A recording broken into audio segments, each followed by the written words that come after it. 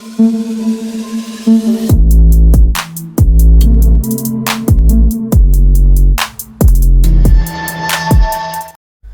teman, selamat pagi semua buat seluruh komunitas di channel. Apa kabarnya buat teman-teman semua? Semoga kalian diberikan kesehatan selalu, teman. Oke teman ya, di kesempatan kali ini, teman, karena dari kemarin kalau gue lihat komentar tuh banyak yang request Pau dong, bahas lagi Pau ya. Dan gue lihat lagi ternyata gue terakhir bahas Pau itu udah 12 hari yang lalu. Nah, kira-kira bagaimana updateannya dan perkembangannya nanti bakal kita cek dan kita ulas nanti untuk price actionnya seperti apa gitu teman ya. Karena di market bull saat ini Po itu lebih cenderung turun malahan ya, padahal yang lainnya itu naik. Nah, kira-kira ada apa teman? Nanti bakal kita ulas semua di video ini, so pastikan kalian tonton sampai habis. Jadi buat teman-teman yang mungkin belum subscribe channel gue, silahkan subscribe dulu karena apa? Setiap harinya di sini gue akan share informasi seputar news cryptocurrency dan updateannya. Dan buat teman-teman semua yang mungkin belum bergabung di grup tele gue, silahkan gabung ya. Di situ juga setiap harinya gue akan share informasi seputar news crypto dan sentimen-sentimennya. Jadi gue rasa kalian gak bakal ketinggalan ya. Nanti untuk link join gue sediain semua di kolom deskripsi teman-teman. Oke, jadi kita langsung aja ya teman untuk cek and recheck market saat ini gitu teman. Oke teman ya. Jadi di sini terlihat banget untuk Bitcoin itu dia naik ya sampai level 64.741 gitu teman. Ya. Dia mengalami naik 5,46%. Wow. Padahal target gue sebelumnya untuk kenaikan Bitcoin itu ada di sekitar level 61 sampai 63 ya teman. Tapi kalau misalkan 63 itu bisa nge-breakout, potensinya memang sampai ke 65.000 US dollar. Nanti apakah dia bisa breakout area 65? Gue rasa masih tertahan di situ gitu teman. Ya, nanti untuk lebih detailnya mungkin kita akan cek price action Bitcoin itu di live aja enaknya teman. Kali ini kita akan fokus untuk ke Pau Chain ini teman ya. Price action dari si Pau Swap atau Pau Chain ini memang cenderung mengalami penurunan. Nah, hal ini cukup aneh banget karena market naik, biasanya Pau Chain itu Pau ya, dia tuh pasti naik gitu teman. Tapi kenapa sekarang kok enggak ya? Gue rasa ini erat kaitannya dengan baru upgrade-nya Pau token ke Pau Coin ini gitu teman ya. Ini tadi gue kutip ya dari Pau Update teman. Jadi memang baru-baru ini katanya itu untuk sistem keamanan otomatis atau breakout ya, atau jembatan keluar dari blockchain si atau ekosistem dari Pau Swap atau Pau Chain ini itu dalam pembaruan teman. Artinya masih maintenance gitu ya. Dan 2 jam yang lalu ya katanya breakout diaktifkan kembali setelah pembaruan gitu teman. Oke. Jadi artinya ini yang gue rasa ya salah satu yang mempengaruhi harga Pau saat ini tuh nggak naik-naik gitu teman. Terlebih lagi ada lagi teman yang mempengaruhi harga Pau. Salah satunya kalau gue lihat dari chartik ini peringkat dari rank Pau yang tadinya di level 20 sampai 25 besar itu menjadi 43. Nah, yang di sini yang turun tuh governance ya atau tata kelola gitu teman ya. Jadi kalau kita klik tata kelola di sini ya, governance ini di level 86 ya teman, di level 86. Tapi overall kalau gue lihat semuanya ini hasilnya masih bagus ya, masih bagus. Dan gue, apakah lu ketar-ketir bang? Kagak, gue nggak ketar-ketir karena gue lihat di sini untuk perkembangan Pau ya, meskipun peringkatnya itu turun, itu menurut gue pribadi hal yang sangat wajar ya, karena gue pernah bilang ke teman-teman semua bahwa ini adalah blockchain baru. Biasanya blockchain baru tuh banyak sekali problem gitu teman, banyak sekali problem gitu ya. Jadi nggak semulus langsung gitu teman. Ya entah itu problem dari blockchainnya atau problem dari tata kelolanya dan lain-lain ya, itu pasti ada baik gitu teman. Dan ini salah satu dari progresnya gitu ya. Jadi selagi Pau itu masih progres dan timnya itu masih selalu update ya teman, gue rasa nggak ada yang perlu dikhawatirkan teman ya. Dengan hasil chartik meskipun dia di peringkat 40 berapa sekarang, 40 lebih ya, 43, dengan hasil skor chartik 91 ini masih cukup bagus sekelas Pau dengan market cap baru 10 juta plus dikit gitu teman. Itu kalau menurut gue pribadi loh ya, itu kalau menurut gue pribadi. Jadi nggak perlu yang ada dikhawatirkan menurut gue pribadi sih ya. Dan kalau kalian beracuan pada kenapa harganya itu nggak naik sekarang ya, padahal yang lainnya itu naik gitu temen ya. Ya bagi gue pribadi sih nggak terlalu gue khawatirkan teman ya. Jadi meskipun harga PAU saat ini nggak naik, kalau kalian kemarin itu sempat serok tipis-tipis di level 11, kepala 11, kepala 12, kalian nggak minus kok. Jadi santai aja cuy, santai aja. Tapi buat teman-teman yang mungkin serok di kepala 19, 20 ya mungkin sekarang masih minus. Tapi gue rasa target kalian nggak bakal sekarang atau di tahun ini ya. Dan gue pribadi target gue di tahun 2025 tentunya untuk PAU ini, gitu teman. Ya, jadi itu tadi ya mengenai penyebab kenapa harganya itu kok nggak naik-naik ya. Ada updatean, ternyata ada updatean breakout ya dari ekosistemnya yang masih diperbarui, intinya seperti itu. Dan kalau gue lihat ya secara di websitenya juga dia cukup keren ya, cukup keren banget. Dan saat ini dia udah menjadi koin bukan token gitu teman. Nah mungkin ada yang teman-teman yang tanya, bang itu kok ada WePow, ada PAU koin, itu maksudnya gimana? Jadi WePow itu adalah Wrapped PAU ya. Jadi jika teman-teman transaksi di blockchain selain PAUchain, itu jatuhnya kalian itu membeli WePow. WePow itu adalah PAU tapi dibungkus gitu ya. Sama halnya kalian beli ETH sama WETH ya. Contohnya seperti itu, mudahnya itu seperti itu. Gitu temen ya. Nah, kalau kalian transaksinya di L3 milik PAUchain ya kalian dapatnya PAU. Tapi kalau kalian transaksinya misalkan di Avalanche, Ethereum, OP, BNB, ya Solana, itu kalian dapatnya WePow gitu teman. Intinya seperti itu. Nah buat teman-teman juga yang kemarin itu tanya, bang breaknya itu gimana ya. Jadi untuk break itu sebenarnya udah di ini ya teman, apa namanya, udah dikasih penjelasannya juga di websitenya untuk mengenai break.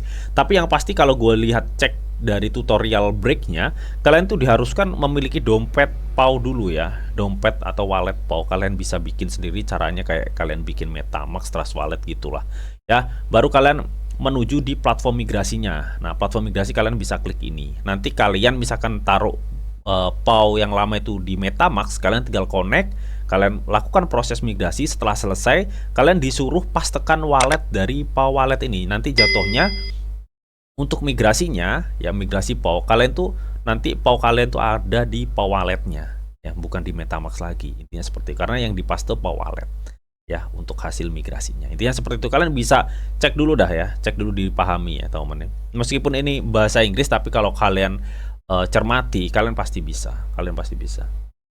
Intinya seperti itu ya. Nah selebihnya nggak ada yang perlu gue khawatirkan ya mengenai PAU ini ya, karena ini benar-benar masih project baru ya. Dari meme bisa ke koin itu cukup luar biasa kalau menurut gue pribadi. Dan ini project baru dan progresnya itu masih panjang ya kalau menurut gue pribadi teman, masih panjang ya. Mudah-mudahan di tahun 2025 ini bisa memberi keuntungan ya, memberi keuntungan buat kita para holder yang masih percaya.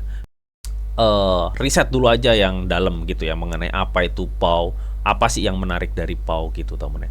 Banyak kok ya token-token atau koin-koin dulu itu yang masih dalam progres itu di food atau ditinggalkan bahkan gitu teman, banyak sekali gitu teman. Tapi giliran dia udah berharga, baru itu yang ngefood juga ikut serok, biasanya seperti itu. Oke, jadi gua gak usah banyak-banyak mengulas itu teman. Yang pasti bagi gua PAU masih baik-baik aja, dan hal yang wajar kalau misalkan dia ada maintenance atau hal yang selain, hal yang menurut gua pribadi masih cukup wajar ya untuk sekelas blockchain baru gitu ya teman. Apalagi ini komunitasnya juga masih kecil, holdernya juga masih kecil gitu teman. Kita akan langsung aja untuk cek price actionnya gitu teman ya. Oke teman ya, jadi secara apa namanya, candle atau grafik dari chart PAU ini ya, gue lihat memang ini sebenarnya udah waktunya ya untuk PAU itu mengalami kenaikan. Ya mungkin karena memang ada updatean dari break yang lagi maintenance ya, dan mencoba untuk diperbarui gitu temen ya. Gue rasa itu juga pengaruh juga untuk orang-orang itu berspekulasi hal yang lebih ke arah negatif gitu ya teman. Dan melihat hasil skor chartiknya juga turun drastis ya, karena ya ada pembaruan itu mungkin ya, bisa jadi seperti itu. Nah di sini tapi kalau gue lihat dari chart ya, dari chart ini dia udah ngebentuk double support ya teman ya. Dan saat ini kalau gue lihat dia itu tertahan harganya itu di kepala 16 ya, di kepala 16. Dan saat ini mengalami penurunan. Dan itu menurut gue pribadi masih sebatas hal yang wajar ya teman, penurunannya. Ini bukan penurunan tapi lebih ke koreksi tipis gitu teman. Dan kalau kalian perhatikan, kenapa gue bilang ini hal yang wajar ya teman. Padahal kalau kalian lihat di sini, Pau saat ini tuh berada di termasuk di posisi bawah ya. Termasuk di posisi bawah. Kalau kita ukur ya secara kemarin kan dia tembus di 46 ya terakhir. Kita coba cek ukur. Tuh. Dia itu udah turun sampai supportnya di harga sekarang itu udah turun 67%. Gue sering kali bilang ke teman-teman semua, ketika ada suatu koin, entah itu dia projectnya bagus atau enggak, komunitasnya kuat, ketika dia turun lebih dari 50%, itu udah waktunya kita akumulasi. Ya seperti itu.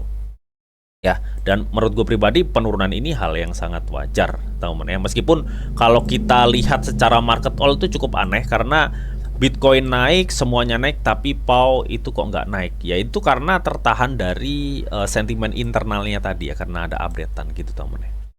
Dan gue rasa pola pergerakannya nanti bakal seperti ini kalau gue lihat ya, kalau gue lihat.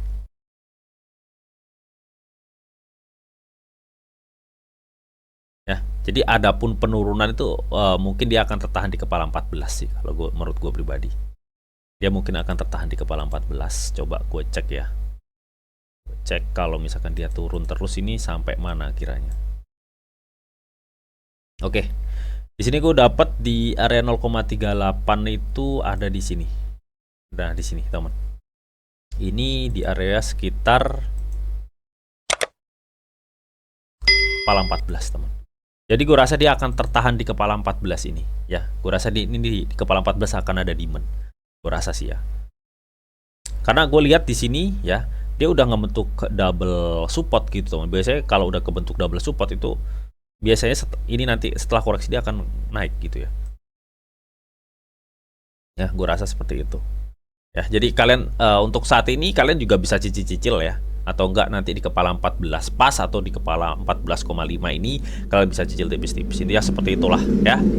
Dan kalaupun masih ada turun, gua rasa dia masih ngarah di kepala 0,618 Fibonacci itu di kepala 13,6 ya. Jadi ini tuh penurunan misalkan dalamnya ya, dalamnya itu di sini di kepala 13. Tapi gue lebih rekomen kalian bisa cicil di kepala 14 ya, di kepala 14. Karena histori sebelumnya di sini juga di kepala 14 ini cukup panjang banget ya historinya di sini kalau kalian lihat gitu teman. Itu ya seperti itu ya. Kalau mungkin ada penurunan lebih dalam ya di kepala 4 di kepala 13 ini, tapi gue yakin di kepala 14 ini ada demand yang cukup lumayan untuk si Pau. Padahal kemarin gue lihat Pau itu demandnya cukup kenceng banget gitu teman. Intinya seperti itu ya. Dan kalaupun nanti misalkan Pau ini bisa naik bang, oke ya. Jadi target gue untuk Pau kalau nanti ada kenaikan ya setelah penurunan ini, gue target kemungkinan masih ada di kepala ini ya teman-teman. Di sini nih, kepala 15,7 atau enggak, gue akan targetin di sini. Ya, kepala 17 itu target terdekat atau target yang kalau misalkan nanti memang dia setelah turun dia naik ya. Oke, jadi dia ada potensi turun di kepala 14 dan kenaikan itu ada di 17 ya setelahnya. Mudah-mudahan sih seperti itu untuk pola pergerakannya gitu teman. Karena gue lihat di kepala 14 ini ada demand ya, demand yang cukup lumayan kuat gitu teman untuk si Pau ini. Oke. Oh ya, dan terakhir teman ya, di sini gue juga mau nginfoin juga mengenai Gate.io Startup ya. Apa itu Gate.io Startup? Yaitu platform peluncuran token airdrop dari Gate.io teman ya, di mana hampir setiap minggunya dia itu keluncurin project-project baru dengan ngelontorin airdrop yang cukup lumayan gitu teman. Nah, hebatnya di sini kalian tuh bisa klaim airdropnya secara gratis teman. Nah, kebetulan kalau yang ini tuh tipe airdrop yang GT holder eksklusif teman. Ya, jadi ada beberapa nih 1, 2, 3, 4 masih banyak lagi ya airdrop-airdrop yang akan datang. Nah, saat ini teman ya, untuk airdropnya itu kategori GT holder. Nah, GT holder itu gimana bang ya? Kalau sebelumnya kan kalian cukup daftar Gate.io KYC level 2 dan hold $10 di akun spot. Tapi kalau GT holder ini kalian kalau yang belum punya akun Gate.io, kalian langsung daftar, link gue sediain di kolom deskripsi. Ya, setelah itu kalian KYC level 2 dan di sini kalian harus punya koin GT 10 ya, minimal 10 untuk satu klaim airdrop ini gitu teman. Ya. Nah, kebetulan ini ada Axlink gitu teman ya. Nah, jadi ini tinggal 1,52 menit atau 2 jam lagi akan dibuka ya. Ini akan datang ya. Nanti kalau udah langganan startup kalian bisa ngeklaim dan kalian bisa mendapatkan hadiah ketika mulai berdagang. Nah, untuk kategori GT holder eksklusif ini kalian harus punya minimal tuh 10 GT untuk bisa klaim gratis airdrop dari Axlink ini ya teman. Nanti ketika ini sudah dibuka langganan sini 2 jam lagi kalian bisa klik ini teman ya.